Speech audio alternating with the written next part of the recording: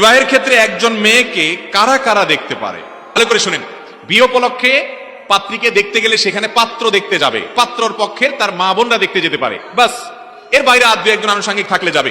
দলে দলে মানুষ যে সেখানে পাত্রী দেখা, সেও আবার গরু ছাগলের মতো হাঁটে, পাত্রীর নাক দেখে, চোখ দেখে, কান দেখে, দাঁত দেখে, হ্যাঁ, পাও দেখে, উঠায় দেখে, বসায় দেখে, হাঁটায় দেখে, খাড়ায় দেখে, সামনে দেখে, পিছে দেখে, মনে হচ্ছে গরু কিনতে গেছে বাজারে।